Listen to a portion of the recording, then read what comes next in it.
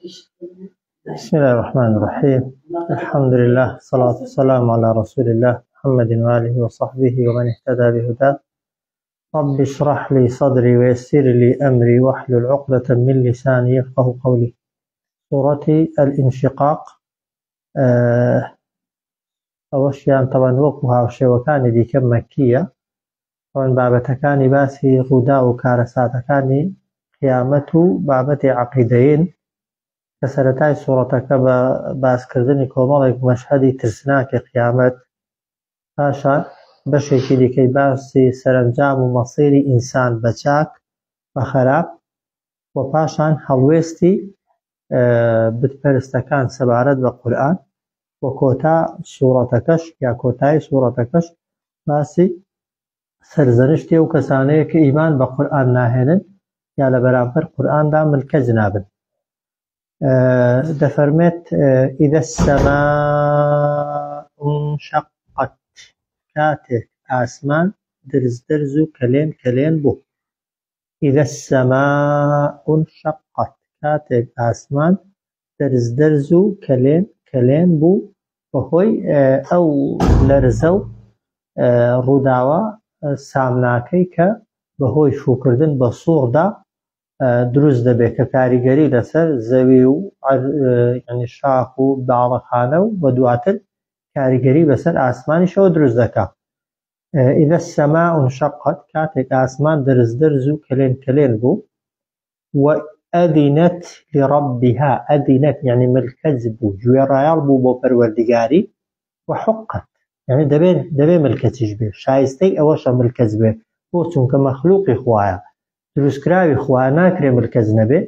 و پاشان لە بەرامبەر هێزی خوادا هێزی نییە تا بەرگەی بگرێ، ناچارە ئەگەر بە خۆشی بێ یا بە ناخۆشی بێ هەر دەبێ ملکەچی ئەمری خوا بێ. و ئەذینەت بەڵێ ئاسمان، و ئەذینەت گوێڕایەڵ بوو، ملکەج بوو ئاسمان بۆ پەروەردگاری، یعنی کە خوا فەرمانی پێکرد ورد و خاش بە و درز درز بە، لە بەرامبەر ئەمر و فەرمانی خوادا ورد و خاش و درز درز دەبێ. و حقت دەبێ درز درزش بێ، شایستەی ئەوەشە ملکەچی خوا بێ، بۆ چونکە مەخلوقی خوایە، دروستکراوی خوایە. ئەوە یەک.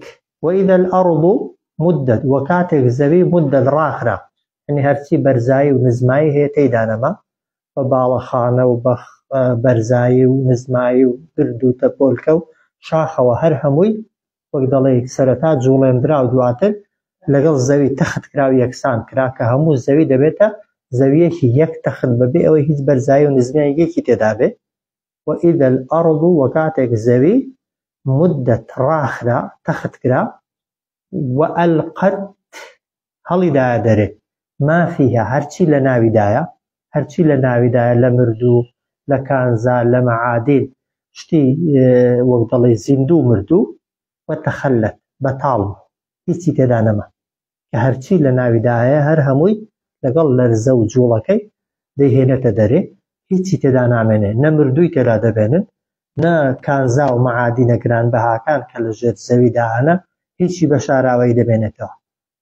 وألقت ما فيها، هەڵیدایە دەرێ، ما فيها هەرچی لە ناویدایە. ئەوجار وتەخەلەت خاڵی و بەتاڵ.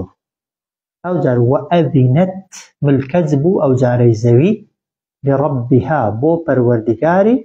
حقت شایستەی ئەوەشە ملکەج بێ، دەبێ ملکەچیش بێ، ناچارە ملکەج بێ، ناتوانێت لە ئەمری خوا دەرچێ.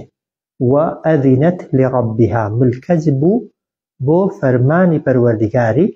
وحقت یعنی شایستەی ئەوەشە ملکەج بێ و دەبێ ملکەچی فەرمانی خوش بێ. جا مفەسرین دەفەرمون جوابی ئیذایەکەی ئەگەر ئەوانە ڕوویدا چ دەبێ؟ ئەگەر ئاسمان شەق بوو و هەروەها زەوی تەخت بوو، هەرچی لە ناویدا هەیە هەر هەمووی هەڵدایە دەرێ، چ ڕوو دەدا؟ یعنی کارەساتێک ڕووداوێک دێدە پێشێ کە ئینسان تەسەووری ناکا و بیری لێ نەکردوتەوە و پێشتر نەیبیستوە و نەیزانیوە. ئەوجار خوا دەفەرمێت یا ئەیوهە الئینسان، ئەی مرۆڤ، ئەی ئادەمیزاد، هەرچی ئادەمیزادە، چاک خەراپ، موسڵمان کافر، گەورە گچکە، هەرچی ناوی ئینسان بێ، خوای گەورە پێی دەفەرمێ ئینەکە بێگومان تۆ کادیحی، أيها الإنسان أي مروف أي آدم ذات إنك كادح بيقمان تو لهول داي لماندو خوماندو كردنو تيكوشان داي إلى ربك برو پروردگار شدسي كدحا يعني بهولدان وجوڵە و خوماندو كردنێکی بەردەوام بەبێ ڕاوەستان وملاقي بيشي دقي جا لو چرکەیەوە کە ئینسان ڕۆحی بەبەردا دەکرێ و دێتە دنیاە چرکە بە چرکە دقە بە دقە سەعات بە سەعات ڕۆژ بە ڕۆژ لە جوڵەدای جوڵەکەشت بەرەو خوایە بە دڵنیاش بە کادحون بێگومان تۆ لە هەوڵدای ئیلا ڕەبیکە بەرەو پەروەردگارت دەڕۆی کەدحەن بە هەوڵدانێکی زۆر و پێشی دەکەی یا ئەیها الئینسان ئەی مرۆڤ ئینەکە کادحون بێگومان تۆ لە هەوڵ و تێکۆشان و ماندووبوون و جوڵەدای بەرەو پەروەردگارت دەچی بە کەدحەن بە هەوڵدان و ڕۆیشتن و هەوڵێکی بەردەوام بە ملاقیه بە دڵنیاییەوە پێشی دەکەی جا کە گەیشتی بەخوا خەڵک دەبێتە دوو بەش فأما من أوتي كتابه بيمينه فأما بلام من أو كسي يا أو كساني أوتي كبيان ددريتوا بيان دبخشريتوا كتابه نامي كردوكاني بيمينه بدست راستي فأما بلام من أوتي أو كسي كبي درايوا بي بخشرايوا كتابه نامي كردوكاني بيمينه بدست راستي تدبه فسوف دوای ئەوە دوای وەرگرتنەوەی نامەی کردەوە بەدەستی ڕاست یحاسەبو لێپرسینەوەی لەگەڵدا دەکرێت بەڵام حیسابن یەسیرە بە لێپرسینەوەیەکی ئاسان ئەو لێپرسینەوەیە چۆنە عایشە خوا لێ ڕازی بێ کاتێک کە پێغەمبەر صلی الله عليه وسلم فەرمووی من حوسب عذب فەرمووی هەرچی لێپرسینەوەی لەگەڵدا بکرێ سزا دەدرێت عائشة پرسیاری کردی پیغمبر خوا صلى الله عليه وسلم أي بو خوا لقرآن دا فرمي فسوف يحاسب حسابا يسيرا لموضوع إيمان داران لپرسینەوەیان لێپرسینەوەیەکی ئاسانە ئەو نی خوا دەڵێ لێپرسینەوەیان لەگەڵ دادەکرێ بەڵام بە لێپرسینەوەیەکی ئاسان تۆش دەڵێ هەرچی لێپرسینەوەی لەگەڵ بکرێ سزا دەدرێ ئەویش دەفەرمێت إنما ذلك العرف پیغمبر فرمووی ئەوەی لێرەدا باسی کردووە تەنها عەرضە تەنها پیشاندانە ولكن من نوقش الحساب عذب ئەگەر کەسێک بەوردی محاسبەی کردەوەکانی لەگەڵدا بکرێ سزا دەدرێ لە ڕۆژی قیامەتێ بۆ ئینسانی ئیماندار خوای گەورە ئیماندارەکە عەبدەکە لە خۆی نزیک دەکاتەوە هەتا وەک دەڵێ بە چرپە بە گوێی دادەدا هەموو کردەوەکانی ئەی بەندەکە ئەوەت کرد ئەوەت کرد ئەوەت کرد ئەوەت کرد بەڵام لە دنیادا بۆم ستر کردی ئێستاش ڕێت خۆش بوو بۆیە لە قیامەتێ محاسبەی ئەو کەسانەی کە نامەی کردەوە بەدەستی ڕاز وەردەگرنەوە تەنها بیرهێنانەوەیە تەنها بیرهێنانەوەیە دەنا محاسبەی ورد بکرێ کەس دەرناسێ بۆیە لێرە کە دەفەرمێ یحاسب حسابا یەسیرا لێپرسینەوەت لەگەڵ دەکرێ بە لێپرسینەوەیەکی ئاسان ئەوەیە کە خوای گەورە هەموو کردەوەکانت پیشان دەداتەوە وەبیرت بێنێت دێنێتەوە بەڵام پێت دەڵێ سەتەرتها عەلەیکە فی الدنیا لە دنیادا هەو عەیب و ناتەواویانت هەبوون هەموون بۆ داپۆشی وأنا أغفرها لك اليوم ئەمڕۆ لێت خۆش دەبوو بۆیە فأما من أوتي كتابه ئەو کەسەی نامەی کردەوەی بەدەستی ڕاست وەردەگرێتەوە فسوف دوای ئەوە لێپرسینەوەی لەگەڵدا دەکرێت بە لێپرسینەوەیکی ئاسان بە معنای ئەوەی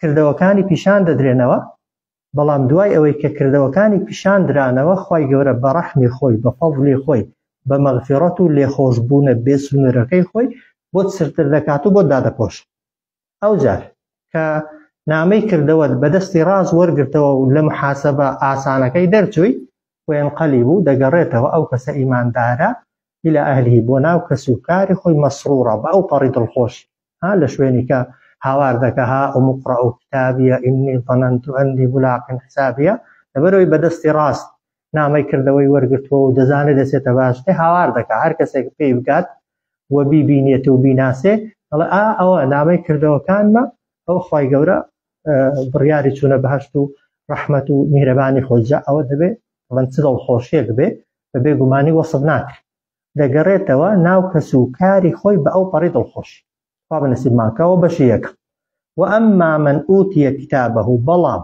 ئەو کەسەی یا ئەو کەسانەی پێیان دەدرێتەوە نامەی کردەوەکانیان وەڕاء ظەهریه لە لای پشتەوەڕا. طبعاً ها لە شوێنی کە خراپەکار بەکوێ وەری دەگرێت بەدەستی چەپ، بەڵام بەدەستی چەپ بەڵام لە لای پشتەوەڕا. طبعاً ئەوە نیشانەی بەدبەختیە، لە پشتەوەڕا پێی دەڵێن ها نامەی کتێبەکەت بگرە، بەڵام ئەو لە جیاتی ئەوەی دەستی ڕاستی بۆ بە ناتوانێت دەستی چەپی بۆ دەبا، بۆی ئاەتەکە دژیەک نین.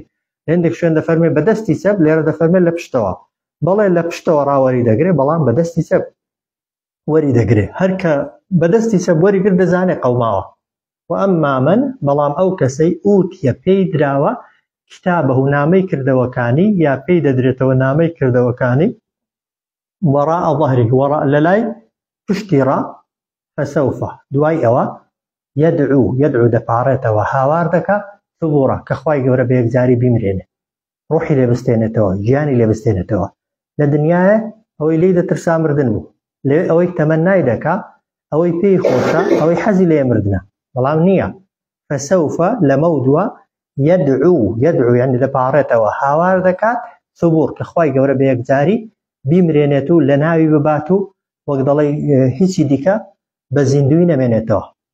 ئەو جار بەوەندەی نەزاتی نابێ، ئەوە هیچ نامرێت وێسڵا، ئەو جا هەڵ دەدرێتە سەعیرە، ناو ئاگری بڵەسەداری دۆزەخ. بۆ هۆکارەکەی چیە؟ ئینەهو کانە بێگومان ئەو فی ئەهلی ئەو لە دنیادا، فی ئەهلیه لە ناو کەس و کارەکەی خۆیدا مەسرورە دڵخۆش بوو.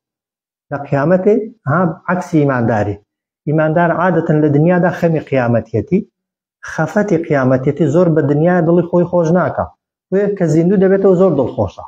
ئینسانی کافر بەعەکسەوە لە دنیادا زۆر دڵخۆشە بە دنیای و زۆر پێدەکەنێت و زۆر کەمترین خەفەت بۆ قیامەتی دەخوا، وێ لە قیامەتێک کە زیندوو دەبێتەوە بە خەفەتەوە بە مەراقەوە بە خۆزگە و هاوار و ناڵەوە زیندوو دەکرێتەوە. ئینەهو کانە بێگومان ئەو فی ئەهلیه لە ناو کەس و کارەکەی خۆیدا مەسرورە دڵخۆش بوو بە دنیای، یعنی لە بە دڵخۆشیەکەی بە ئەندازەیەک بوو قیامەتی لەبیر بووبوویەوە. دنا دڵخۆشی حرام نییە ها، بەڵام ئاەتەکە تەواوکەری یەکترین. ئینەهو کانە بێگومان ئەو لە دنیادا لە ناو کەس و کاری خۆی دڵخۆش بوو، هەرەوەندە بەتەنێنا ئینەهو ئەو ظن وای دەزانی پێی وابوو ئەلەن یەحوڕە هەرگیز زیندوو نابێتە، بۆیە بە شێوەیەک لە دنیادا دەژیا، بە شێوەیەک دڵی بە دنیا خۆش بوو، وەی دەزانی دنیا هەتایی دەبێت.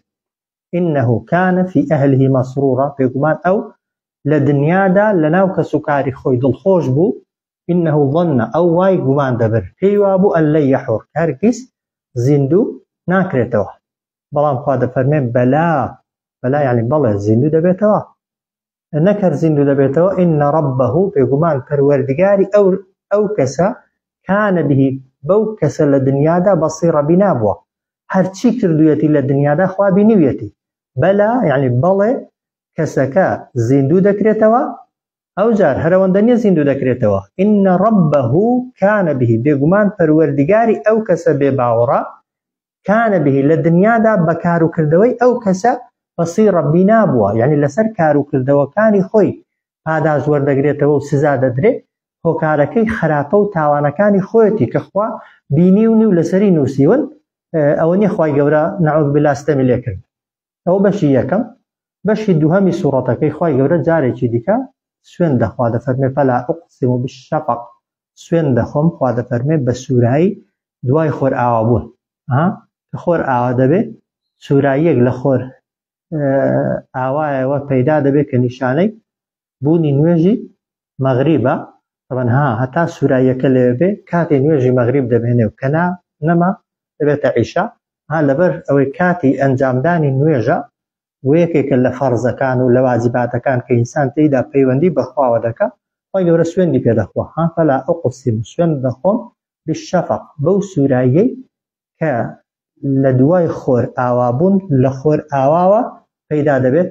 ئەوە یەک. واللەیلی و هەروەها سوێندیش بە شەو کە شوێنی تەمان وەما وەسەق بۆ بەو شتانەشی کە شەو کۆیان دەکاتەوە، شەو خڕیان دەکاتەوە. لە شەوێدا هەموو گیاندارەکان دەچنەوە شوێن و جێگای خۆیان و عادەتەن ئیسراحەت دەکەن و لە جوڵە دەکەون. واللەیلی سوێن بە شەو وەما وەسەق بۆ بەو شتانەشی کە شەو خڕیان دەکاتەوە، شەو کۆیان دەکاتەوە و شەو دەیان باتەوە جێگای خۆی. پاشان دەفەرمێت والقەمەر سوێن بە مانگ ئیدە تەسەق کاتێک پڕ دەبێ دەبێتە 14 و 15 و 16 و ئەو چەند ڕۆژانە کە پێیان دەوتێ ئەیام البیض کە تێیدا بە ڕۆژوو بوون سنەتە. والقەمەر سوێن بە مانگ ئیدە تەسەق کاتێک پڕ دەبێ یعنی بە شکڵ و بە ڕووناکی پڕ و درز و کەلێنی تێدا نامێنن. بۆچی سوێندی خواردووە؟ 3 جار سوێندی خواردووە خوا. سوێن بە سوورایی دوای خۆرئاوە بوون، سوێن بە شەو ئەوە 2 سوێن و ماوەسەق بە شتانەی شەو کۆیان دەکاتەوە 3. والقەمەر وە سوێن بە مانگ 4 کاتێک پڕ دەبێ. بۆچی 4 جار خوا سوێن دەخوا؟ دەفەرمێ لەتەرکەبونە بە دڵنیاییەوە تووشتان دەبێت ئەی ئینسانە خراپەکارەکان، ئەی تاوانبارەکان، ئەی بێباوەڕەکان طەبەقەن عەن طەبەق ناڕەحەتی ناخۆشی لە دوای ناخۆشی. هەرچی تووشتان دەبێت لەوەی پێشخۆی سەختتر و ناڕەحەتتر. بۆ ئینسانی کافر مردن سەختە، بەڵام دوای مردن کە مانەوەیە لە گۆڕدا سەختترە. ژیانی بەرزەخی سەختە، بەڵام زیندووبوونەوە لە مانەوە لە ناو قەبریدا سەختترە. دەشتی مەحشەر چەند فەرمودەمان هەیە لەسەر ناڕەحەتیەکانی سەختە، بەڵام چوونە جەهەنەم سەختترە. لە ناو جەهەنەمدا جەهەنەمی هەتا بپاڕێنەوە، هەتا هاوارکەن، هەتا داوای فریاگوزاری بکەن، خی گەورە جوابی فریاگوزاریەکەیان دەداتەوە، بەڵام بەچی؟ بە عەذابێکی سەختتر ناڕەحەتتر لەوەی پێشخۆیان. بۆ ئینسانی کافر، بۆ ئینسانی بێباوەڕ کە ڕوحی لە جەستەی جیا بوویەوە، هەرچی بەسەری دێ لەوەی پێشووتری سەختتر و ناڕەحەتتر. بەعەکسی ئینسانی ئیماندار طبعاً لەتەرکەبونە بە دڵنیاییەوە ئەی ئینسانە تاوانبار و خراپەکارەکان ئێوە تووشتان دەبێ بەسەرتاندا دێ ناڕەحەتی و ناخۆشی لە دوای ناخۆشی. فەما لەهم ئەوە چ شتێک وا لە ئەوان دەکا لا یؤمنون کە ئیمان نەهێنن. خوا سوێندی بۆ خواردووی و خەبەریشی پێداوی ئەگەر بە بێباوەڕی و بە تاوانباری بمێنیەوە و بمری، هەرچی تووشت دەبێت لەوەی پێشووتری سەختترە و ناڕەحەتترە. ئەی فەما لەهم چ شتێک وا لە ئەو کەسانە دەکات کە ئیمان نەهێن و نەبنە باوەڕدار و شوێن ئاین و دینی ڕاستەقینەی پێغەمبەری خوا نەکەون. ئەو جا خوا دەفەرمێ وئیذا قوریئ عەلەیهم کاتێک دەخوێندرایەوە بەسەر ئەو بێباوەڕانە، بەسەر ئەو بتپەرستانەدا قورئان، ئەوان لا یەسجودون کڕنوشیان نەدەبێت بۆ معنای ملکەتی فەرمان و قەدەغەکراوەکانی قورئان نەدەبوون. سوجدەبردن لەو کاتەیدا سونەتە وەکو ڕەمزێک بۆ ملکەتبوون بە هەرچی ئەمری خوا و هەروەها دوورکەوتنەوە لە هەرچی نەهی و قەدەغەکراو هەیە کە خوای گەورە وئیذا قوریئ عەلەیهم دەخوێندرایەوە بەسەر بتپەرستەکانی مەککە ئەو قورئانە، جا پێغەمبەر بەسەریدا دەخوێندنەوە صلی الله علیه وسلم یا سەحابەکان بەسەریاندا دەخوێندنەوە، ئەوان ملکەتی فەرمانەکان و ئەمر و نەهیەکانی ناو قورئان نەدەبوون. ئەو جا خوا دەفەرمێ بەل الذین بەڵام ئەوانەی کە بێ باوەڕن لە زیاتی ملکەت بوون چیان دەکرد؟ یکەذبون ئەو قورئانیان بە درۆ دەزانی. بەل الذین بەل یعنی نەخێر ئەوان کڕنۆشیان نەدەبرد ملکەت نەدەبوون، بەڵکو الذین کەفەڕوا ئەوانەی کە بێ باوەڕن یکەذبون ئەو قورئانیان بە درۆ دەزانی. ئەو جار والله خواش ئەعلەم لە ئێوە چاکتر دەزانێت بیما یوعون کەچی لە ناخ و دڵیاندا شاردوتەوە لە پیسی و لە خراپی و لە بۆگەنی و لە پلان و لە خراپە بەرامبەر ئێوە تەنها هەندێکی دەبینن، تەنها زاهیرەکەی دەبینن، کردەوەکانیان قسەکانیان دەبینن، ئەوەی لە ناخیاندا هەیە سەبارەت بە پێغەمبەر و بەخوا و بە قیامەت زۆر خراپتریش. والله ئەعلەم خوای گەورە زاناترە بیما یوعون بەو شتەی کە ئەوان لە دڵیاندا لە ناخیاندا دەیشارنەوە لە دژایەتی خوا و پێغەمبەر و ئیمانداران. بەڵام خوا دەفەرمێت فەبەشیرهم مژدەیان پێ بدە ئەی محەممەد صلی الله عليه وسلم پێیان ڕابگەێنە بعذاب ئەلیم کە سزایەکی بە ئێش و بە ئازاریان بۆ ئامادە کراوە. تەنها کێوانە کێ لە بەرامبەر قورئاندا وەک دەڵێ یاخی نابێ، لە جیاتی کڕنۆژ نەبردن کڕنۆژ دەبا، لە جیاتی ئەوەی بێ باوەڕ بێ ئیماندار دەبێ، لە جیاتی ئەوەی خوا سزایدا خوا دەیباتە باشتێ إلا الذين آمنوا تەنها ئەو کەسانە دەبێت کە ئیماندارن وعملوا الصالحات وەکار و کردەوەی چاکەیان ئەنجام داوە ئەوانە خوا دەفەرمێت لەهم بۆیان ئامادەکراوە ئەجڕون پاداشتێک غەیڕ مەمنون کە هیچ کات نابڕێتەوە و کۆتایی نایە إلا الذين آمنوا يعني تەنها ئەوانە نەبێت کە ئیماندارن و کاری چاکەیان کردووە ئیماندار بی و کاری چاکە بکەیت بێگومان خوای گەورە لە سزای بە ئێشی جەهەنەم دەتپارێزێ ئەوە یەک و هەروەها ئیماندارەکەش لە بەرامبەر قورئاندا یاخی نابێ ملکەز دەبێ ئەو جارە لەهم بۆشیان ئامادەکراوە ئەجڕون پاداشتێک غەیڕ مەمنون غەیڕ مەمنون غەیڕ مەقطوع هیچ کاتێک